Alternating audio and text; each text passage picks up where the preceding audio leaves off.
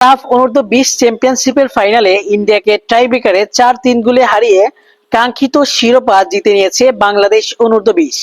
বাংলাদেশকে জয়ের স্বপ্ন দেখাতে আসা রোনান সুলেমানের গোলেই বাংলাদেশ জয় পেয়েছে, অর্থাৎ সর্বশেষ কিকটি নিয়েছেন রোনান সুলেমান। শেষ শটটি অত্যন্ত সুন্দর করে একদম পেনাকা একটি শট মেরেছেন এবং গোল দিয়েছেন।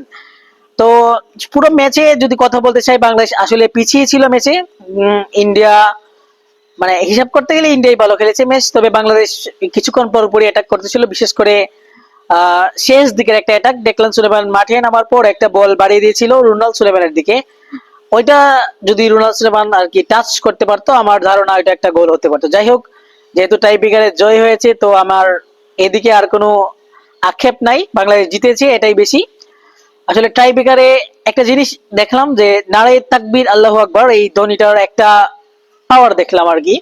শুরুতে যখন ইন্ডিয়া প্রথম শটটা নিয়েছিল, তখন নারে তাকবীর আল্লাহু আকবার বলে দর্শক গ্যালারি থেকে স্লোগান দিচ্ছিল। আসলে পুরো দর্শক গ্যালারিটাই দেখেই মনে হচ্ছিল পুরো দর্শকের অধিকাংশ আসলে বাংলাদেশি সমর্থক ছিল, যার ফলে কিকার একটু গাবড়ে যায় এবং প্রথম শটটা ইন্ডিয়া মিস করে, যার ফলে তাদেরকে আসলে পুরোটা টাইব্রেকার কিকের পুরোটা সময় তাদেরকে পিছিয়ে থাকতে হয়েছে।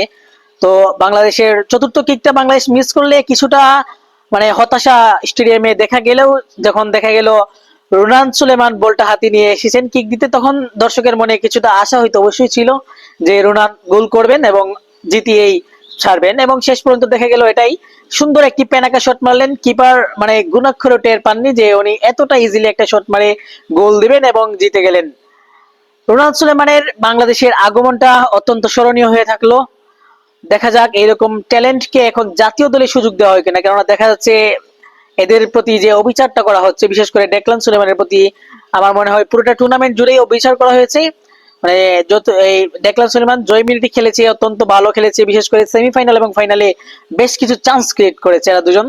আর ইব্রাহিম নওয়াজকে তো আর দেখতেই পারলাম না, তার সম্পর্কে কি বলবো, এদেরকে আর কি শুধু শুধু আনা হলো। যাই হোক, এখন আমার মনে হয় যে এই ডেকলান সুলেমান এবং রোনাল্ড সুলেমান, এদের দুজনকে জাতীয় দলের রাডারে নিয়ে আসা উচিত এবং ইব্রাহিম নওয়াজকে আসলে সুযোগ দেওয়া উচিত তার খেলাটা প্রমাণ করার, এবং তাকেও জাতীয় দলের রাডারে আনা উচিত। আমার মনে হয় যদি রোনাল্ড সুলেমান, ডেকলান সুলেমান এরা জাতীয় দলের রাডারে আসে, এবং আমাদের সামনে এই বছর সাফ চ্যাম্পিয়নশিপ আছে, যদি আমাদের জাতীয় দলের সাফ চ্যাম্পিয়নশিপে ওরা থাকে, আশা করা যায় এবারের সাফ চ্যাম্পিয়নশিপটাও বাংলাদেশ জিতবে।